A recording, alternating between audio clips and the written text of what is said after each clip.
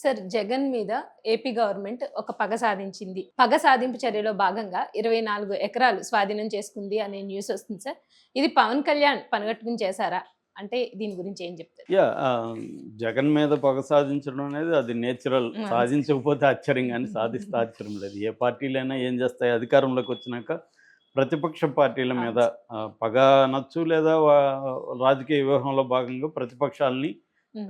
తొక్కేయాలి, ప్రతిపక్షాలని రాజకీయంగా హ్మ్. చంపేయాలనేది any political పార్టీకి ఇవాళ ఉంటుంది. ఇది గతంలో గూడా కాంగ్రెస్ గూడా ఇదే చేసేది. కాంగ్రెస్ హ్మ్. గూడా సీబీఐ లాంటి సంస్థలను ఉపయోగించి ప్రతిపక్షాలను వేధించడం, నాయకులను అరెస్టులు చేయడం చేసింది. మనకి జగన్‌ని జైల్లో పెట్టింది గూడా కాంగ్రెస్ పార్టీనే హ్మ్. గతంలో.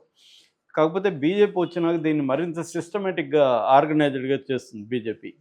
సో, బీజేపీ ఏం చేస్తుంది, ఇటు ఈడీని, సీబీఐని, ఐటీ డిపార్ట్‌మెంట్లని ప్రతిపక్షాల మీదకి ఉపయోగించడం, వాళ్ళని కేసులు పెట్టి అరెస్టులు చేయడం, లేదా అవును సార్. వాళ్ళలో కొంతమంది తమ పార్టీలకి వచ్చే విధంగా చేయడం. వస్తేమో క్లీన్ అయిపోతారు.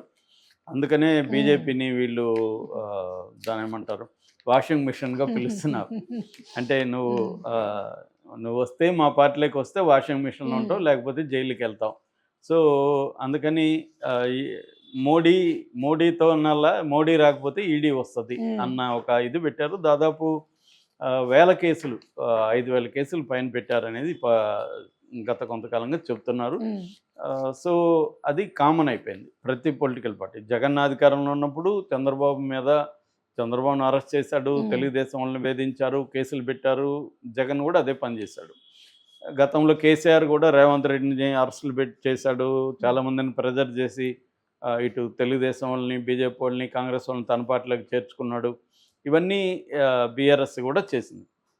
అంటే మామూలుగా ప్రధానంగా 2 రకాలుగా అధికార పక్షం ప్రతిపక్షాన్ని వేధిస్తుంది. హ్మ్. ఒకటి, ఆర్థికంగా బలహీనం చేయడం. ఎందుకంటే అందరికీ తెలుసు, ఇవాళ రాజకీయం అనేది ఒక పెద్ద వ్యాపారంగా మారిపోయింది. రాజకీయ నాయకులు ఎన్ని కథలు చెప్పినా జనాల అవును కోసం సార్. అది ఇదని ఎవడు కూడా నమ్మడు ఇవాళ. అవును.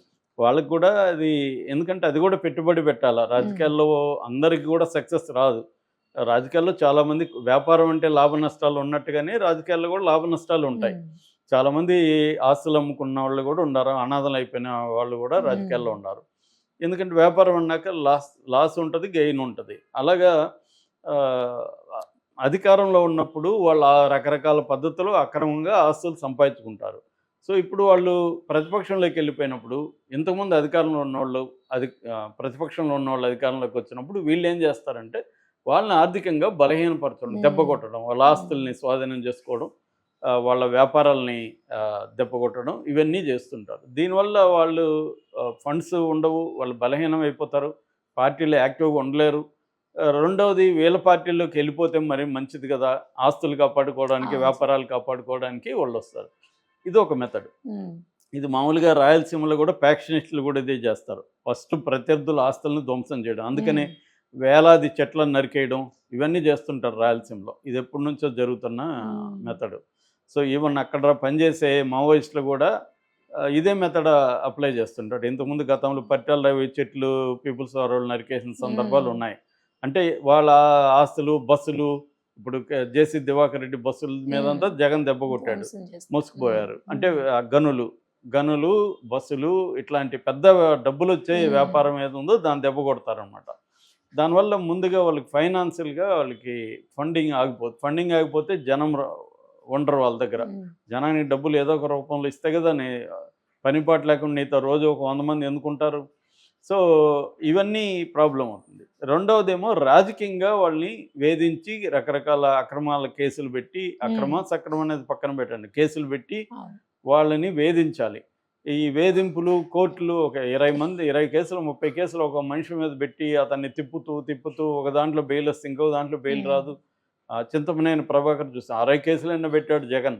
ఒక కేసులో బెయిల్ రాగానే మళ్ళీ పోలీసులు మళ్ళీ అవును సార్. పట్టుకుపోతారు. ఈ వేధింపులను హ్మ్. తట్టుకోలేక వాళ్ళు రాజకీయాల నుంచన్నా విరమించుకుంటారు. లేదు, వీళ్ళ పార్టీ మారి పార్టీలలోనన్నా చేరతారు. ఇది హ్మ్. అన్ని పార్టీలు అక్రాస్ ద కంట్రీ చేస్తున్న పని. ఇప్పుడు చంద్రబాబు ప్రభుత్వం కూడా ఇదే చేస్తుంది. హ్మ్. చంద్రబాబు ప్రభుత్వం ఏం చేస్తుందంటే 2 రకాలుగా చేస్తుంది. ఒకటి, అధికారులను వేధించడం. జగన్ గతంలో ఎవరైతే గట్టిగా పనిచేస్తారో అధికారులను వేధించి వాళ్ళ మీద కేసులు పెట్టి వాళ్ళని కంట్రోల్ చేయడం, వాళ్ళల్లో కొంతమందిని అప్రూవల్గా మార్చుకొని ఈ అప్రూవల్ స్టేట్మెంట్లు బేస్ చేసుకొని జగన్ పార్టీలో ఉండే ప్రముఖులనంతా అరెస్టులు చేయాలనేది నెక్స్ట్ వ్యూహం. అదొకటి. రెండవది జగన్కి బలం ఏంటి, 2 బలాలు ఉన్నాయి. ఒకటి గతంలో ఉన్న బలాల్లో ఒకటి ఏంటంటే వాలంటీర్ వ్యవస్థ, దాన్ని దెబ్బ కొట్టేశారు. రెండవది జగన్ పార్టీకి ఉన్న బలం ఏంటంటే సోషల్ మీడియా. జగన్కి తెలుగుదేశానికి పోలిస్తే మెయిన్ స్ట్రీమ్ మీడియా తెలుగుదేశానికి స్ట్రాంగ్గా ఉంటుంది. జగన్కి మెయిన్ స్ట్రీమ్ మీడియా స్ట్రాంగ్గా లేదు. జగన్కి సోషల్ మీడియా స్ట్రాంగ్గా ఉంటుంది. సోషల్ మీడియాని దెబ్బ కొట్టడానికి జగన్ ఉన్న సోషల్ మీడియాలో యాక్టివ్గా ఉన్న వాళ్ళ మందిని అందరూ కేసులు పెట్టి వాళ్ళని జైళ్ళలో పెట్టడం ఇవన్నీ చేసేసారు. దాన్ని ఎదుర్కోవడానికి జగన్కి ప్రాబ్లం ఏంటంటే జగన్ పార్టీ నిర్మాణం మీద ఫోకస్ లేదు ముందు నుంచి కూడా. తెలుగుదేశానికి పార్టీ నిర్మాణం మీద సౌత్ ఇండియాలో ఒక ద్రవిడియన్ డిఎంకే తర్వాత తెలుగుదేశానికి చాలా స్ట్రాంగ్ పార్టీ నిర్మాణం ఉంటుంది. ముందు నుంచి కూడా చంద్రబాబు దాని మీద ఫోకస్ చేశాడు. సో దానివల్ల తెలుగుదేశానికి పార్టీ నిర్మాణం, లీగల్ సెల్లు ఇవన్నీ స్ట్రాంగ్గా ఉంటుంది. అందుకని ప్రతిపక్షంలో ఉంటూ కూడా తెలుగుదేశం పార్టీ జగన్ని ఇబ్బంది పెట్టగలిగింది. అధికారంలో ఉన్నా కూడా జగన్ని ఇబ్బంది పెట్టగలిగిందంటే చంద్రబాబుకి వ్యవస్థల మీద ఉండే పట్టు. అంటే పార్టీ, తర్వాత మీడియా, తర్వాత లీగల్ నెట్వర్క్ అంటే లీగల్ ప్రాసెసెస్, కోర్టులు, వీటి మీద అంతా కూడా పట్టు. 4వది కులం. ఇవి చంద్రబాబుకి ఉన్న సపోర్ట్ సిస్టమ్స్. జగన్కి సపోర్ట్ సిస్టమ్స్ లేవు. అతనికి వ్యవస్థల మీద అంత పట్టు లేదు. అంటే అధికారంలో ఉన్నప్పుడు ఎవరికైనా ఉంటుంది. నేనైతే కూడా అది నేను అధికారంలో లేనప్పుడు ఉండడం గురించి మాట్లాడుతున్నాను. జగన్కి అది లేదు. పార్టీ క్యాడర్ని పట్టించుకోలేదు. కులం కూడా, కులం సంబంధించిన ఇంపార్టెంట్ వాళ్ళని జగన్ పట్టించుకోలేదు కాబట్టి వాళ్ళు కూడా దూరం అయ్యారు. ఇక మీడియా వచ్చి సోషల్ మీడియా. సో జగన్కు ఉండే బలాల్ని దెబ్బకొట్టేయడం, జగన్కి ఆల్రెడీ బలాల్ని నిర్మించుకోలేదు. ఎప్పుడైనా కూడా లాంగ్ టర్మ్ ప్లాన్ రాజకీయాల్లో ఉండాలి. రాజకీయాల్లో నేను ఒక 30-40 ఏళ్ళు ఉండాలంటే నాకు ఏ వ్యవస్థల మీద ఎలా పట్టు ఉండాలనేది చంద్రబాబుకి ఆ లాంగ్ టర్మ్ విజన్ బ్రహ్మాండంగా ఉంది. జగన్కి లేదు. అది ఇక్కడ కేసీఆర్కి కూడా లేదు.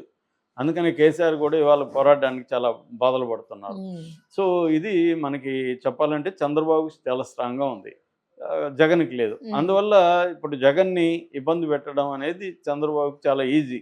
కాకపోతే చంద్రబాబు ఇంకా ఎందుకు జగన్ అరెస్ట్ చేయలేదని చాలామంది ప్రశ్నిస్తున్నారు. దీనికి కారణం 2 కారణాలు ఉన్నాయి. ఒకటి, మోడీ జగన్ని అరెస్ట్ చేయడం పట్ల అంత ఉత్సాహంగా లేడు.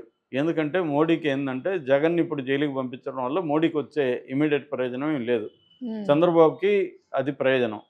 కాబట్టి మోడీ ఏంటంటే చంద్రబాబుని స్ట్రెంగ్తన్ చేయాలని మోడీ అనుకోవట్లేదు. జగన్ అనేవాడు ఒకడు ఉంటే చంద్రబాబు కొంత కంట్రోల్లో ఉంటాడు అనేది మోడీకి ఉన్న అండర్స్టాండింగ్. అందుకని జగన్ మీద ఉన్న కేసులకు సంబంధించి కూడా నిజానికి మోడీ అనుకుంటే 2 నిమిషాల్లో జగన్ జైలుకి వెళ్తాడు. ఎందుకంటే వీళ్ళ సిబిఐ వీళ్ళు కానీ గట్టిగా కోర్టులో ఆర్గ్యూ చేసి జగన్ బెయిల్ క్యాన్సిల్ చేయగలించగలిగితే, ఎందుకంటే దాదాపు 12 ఏళ్ళుగా జగన్ బెయిల్ మీద ఉన్నాడు.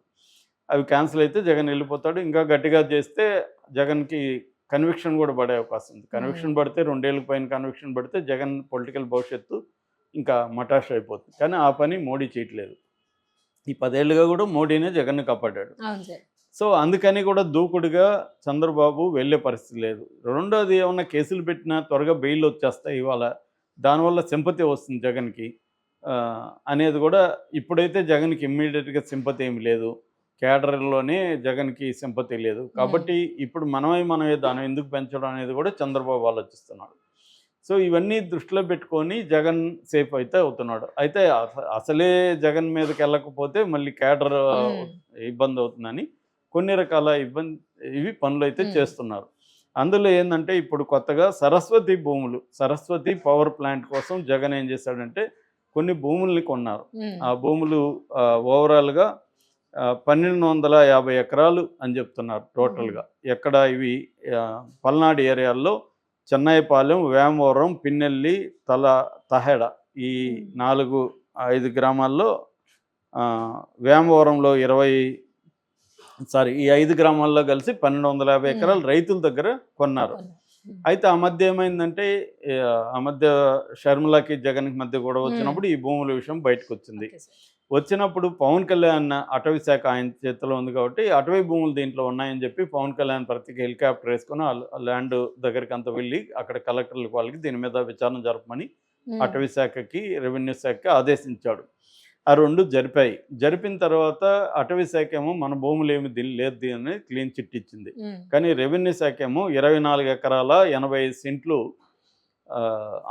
అసైన్డ్ భూములు అంటారు. అసైన్డ్ అంటే ప్రభుత్వం ఎవరికో చేసుకోమని ఇస్తుంది. అసైన్డ్ అవి చేసుకోవడం అమ్మడానికి కొనడానికి లేదు. జగన్ వచ్చినాక ఒక బిల్లు తెచ్చాడు. అందులో 20 ఏళ్ళు కానీ అసైన్డ్ భూములు ఎవరున్నా ఒక దగ్గర ఉంటే అమ్ముకోవచ్చు అనేది. కానీ దీనికి వర్తించదు. సో ఈ అసైన్డ్ భూముల్ని జగన్ కొన్నాడు.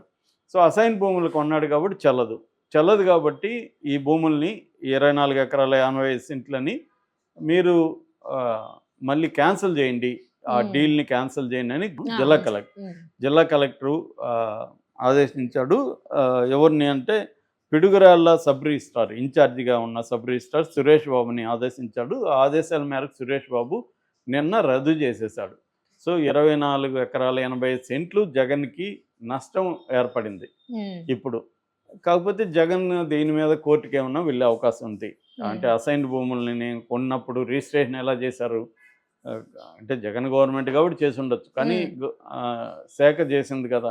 కాబట్టి ఇప్పుడు రిజిస్ట్రేషన్ చేసి మళ్ళీ అదే శాఖ ఇప్పుడు ఎట్లా క్యాన్సిల్ చేస్తుంది అన్న పాయింట్ మీద జగన్ కోర్టుకి అయితే వెళ్ళే అవకాశం ఉంది. ఏదేమైనా ఈ మాత్రం చేయగలిగారు. ఇది దానికి వైసీపీ వాళ్ళు ఏమంటున్నారంటే 1250 ఎకరాలు ఉంటే మీరు అంతా జగన్ డబ్బులు ఇచ్చుకున్నాడని మేము ఎప్పటి నుంచో చెప్తున్నాం. ఇప్పుడు అసైన్ భూములు అంటున్నారు. అసైన్ భూములు అయితే అప్పుడు ఎందుకు ఇచ్చారు? అదేదో కొండందవి ఎలుకను కూడా మీరు పట్టలేదు. దీనికోసం హెలికాప్టర్ వేసుకొని పవన్ కళ్యాణ్ వెళ్ళాడు, మీరు ఏమి సాధించలేదు అనేది వాళ్ళు చెప్పుకుంటున్నారు. వీళ్ళేమో మేము సాధించాం, జగన్కి పెద్ద షాక్ అని వీళ్ళు మీడియా రాస్తుంది. ఇది కోర్టులో తేలుతుంది. అవును sir, right sir, thank you.